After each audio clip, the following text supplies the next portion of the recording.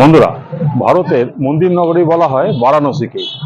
আর আপনি নবদ্বীপ ঘুরলে আপনার মনে হবে যে বারাণসীর একটা নতুন সংস্করণ। আর আমি এখন দাঁড়িয়ে আছি শ্রী চৈতন্য মহাপ্রভুর চরণস্পর্শে ধন্য নবদ্বীপ ধামে। এই নবদ্বীপ ধামে আমি এসেছি রাস যাত্রা দেখতে। এই দিকটা হচ্ছে নবদ্বীপ ঘাট বা বড়াল ঘাট। এই ঘাটের সামনে ঠিক এই পুজোটা হয়েছে। নবদ্বীপের রাস কিন্তু খুবই জনপ্রিয়। এই রাসকে কেন্দ্র করে প্রচুর মানুষের সমাগম ঘটে এই নবদ্বীপে। জনশ্রুতি আছে যে শ্রী চৈতন্য মহাপ্রভু এই রাসযাত্রার সূচনা করেছিলেন। এখানে মা সিংহবাহিনী দশভুজা, একটি নীলপদ্ম কম হওয়ায় শ্রী রামচন্দ্র যখন নিজের চোখ অর্পণ করতে যাচ্ছিলেন, সেই ঘটনা এখানে দেখানো হয়েছে। আর জনশ্রুতি আছে যে মহারাজ কৃষ্ণচন্দ্র নবদ্বীপে শাক্ত রাসের প্রবর্তন করে।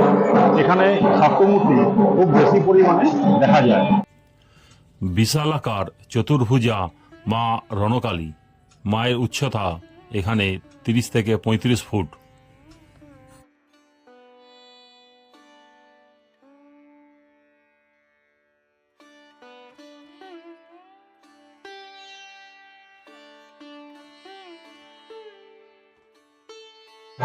প্রাচীন বাংলার বিদ্যাচর্চার কেন্দ্র ছিল এই নবদ্বীপ নগরী।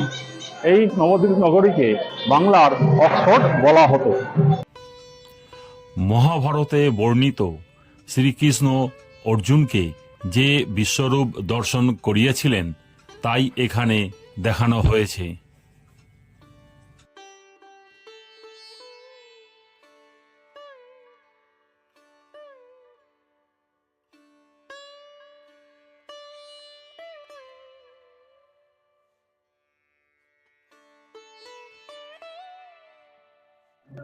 নবদ্বীপের অলিতে গলিতে প্রায় প্রতিটা পাড়ায় পুজো হয়। এখানে পুজোর সংখ্যা প্রায় 1000-এর ওপর। তাই আমার পক্ষে প্রত্যেকটা মণ্ডপ দেখানো সম্ভব নয়, তবে যতটা সম্ভব আমি আপনাদেরকে দেখাবো।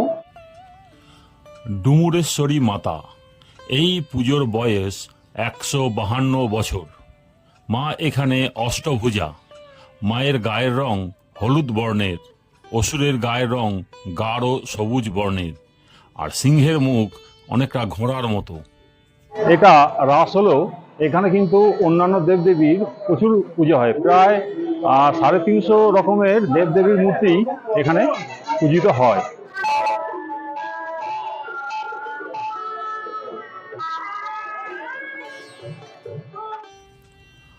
ইনি হলেন বড় ঠাকুরন শ্যামামা। পোড়ামাতলায় ইনি পূজিত হন। রাজা কৃষ্ণচন্দ্রের আদেশ অনুসারে এই পূজা শুরু হয়েছিল।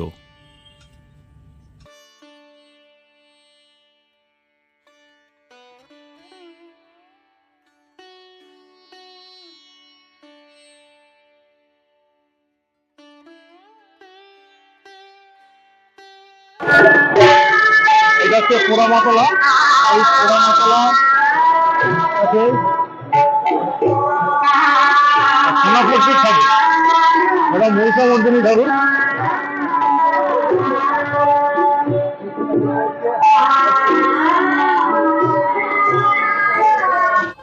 পোড়ামাতলা বড় ঠাকুরন এর ঠিক পাশেই পূজিত হচ্ছেন মহিষাসুর মর্দিনী মাতা।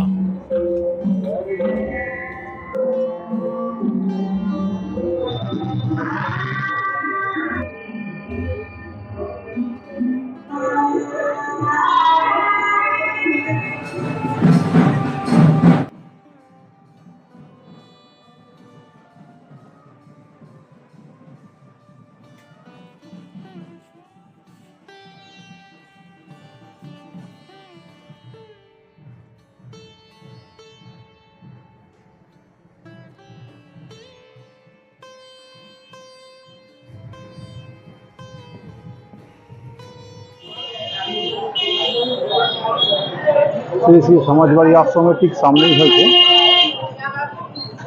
বিন্দুবাসিনী মাতা মূর্তি।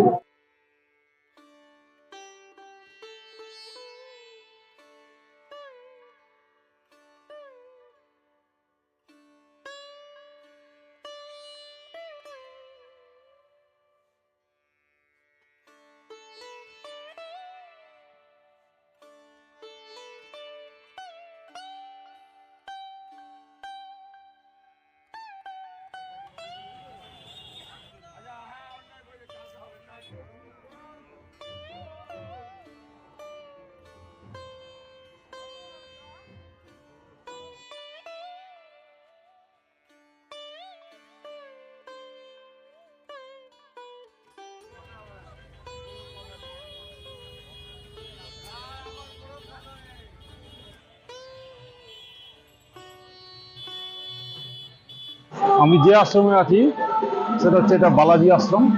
আর এই বালাজি আশ্রমের ঠিক কাছেই রয়েছে একটি মণ্ডপ। চলুন আপনাদেরকে ওই মণ্ডপটা একটু ঘুরিয়ে দেখাই।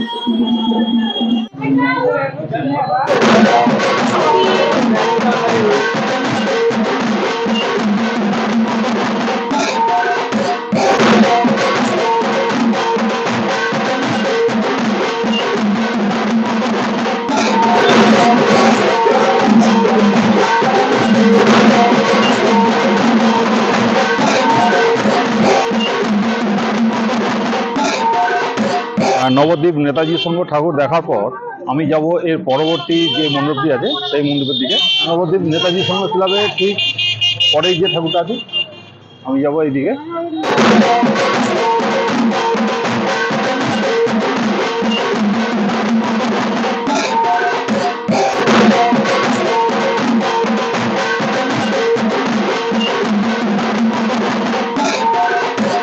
এই যে আপনার যে বড় বড় মূর্তিগুলো দেখছেন, এই মূর্তিগুলি ট্রলিতে করে পুরো নবদ্বীপ শহরে ঘোরানো হয়ে থাকে। এটা এই নবদ্বীপ রাসের একটা অন্যতম প্রধান আকর্ষণ। আর এইটা হবে আগামীকাল।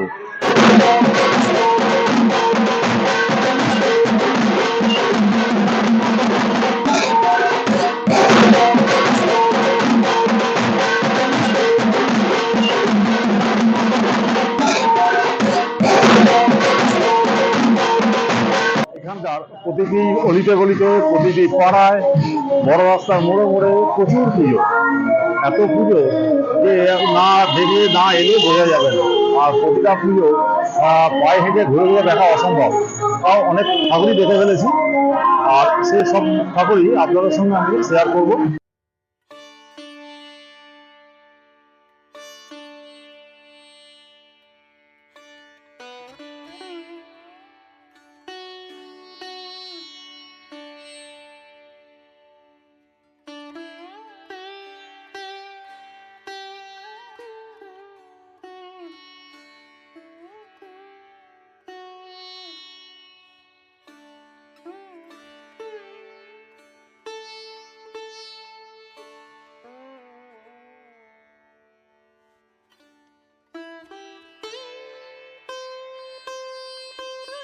নবদ্বীপের রাস মানেই বৈষ্ণব ও শাক্তের মহামিলন।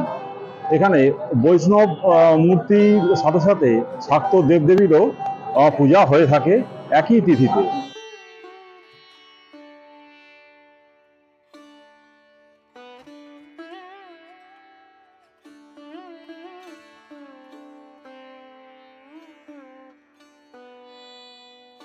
তবে এখানে শাক্ত দেবদেবীর মূর্তি সবচেয়ে বেশি দেখতে পেলাম। বেশিরভাগ পূজা মণ্ডপগুলিতেই শাক্ত দেবদেবীর মূর্তি।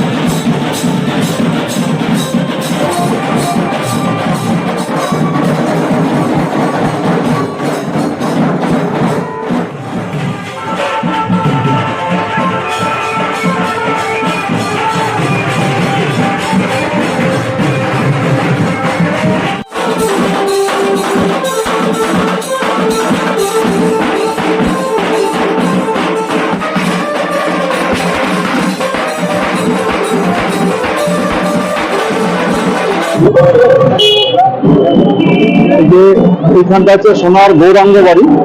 এই সোনার গৌরাঙ্গ বাড়ি থেকে মোড়ের মাথায় এগিয়েছে আমি চললাম বাঁ দিকে আরো একটি মন্দির, আরো একটি পূজা মণ্ডপ দেখবো।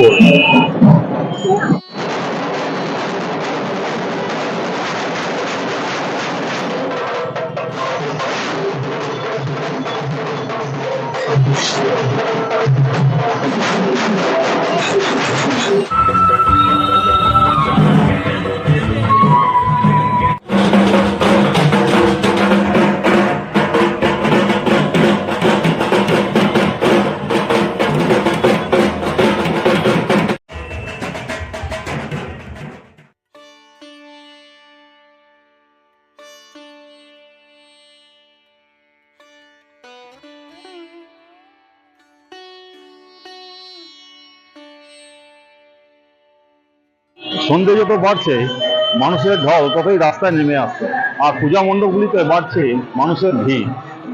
আর নবদ্বীপের রাস ধীরে ধীরে তার নিজস্ব রূপ ধারণ করছে।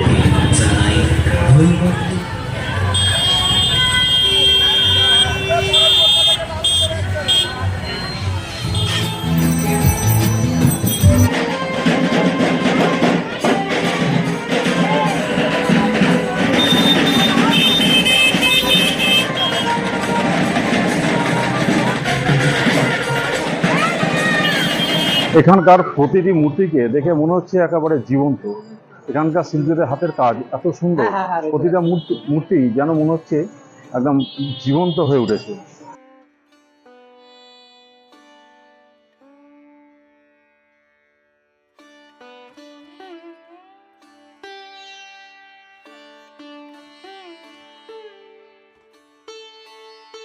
এখানকার প্যান্ডেলগুলো সাধারণ মানের হলেও মূর্তিগুলো কিন্তু খুব অসাধারণ, খুবই সুন্দর, দারুণ দেখতে এক একটা মূর্তি।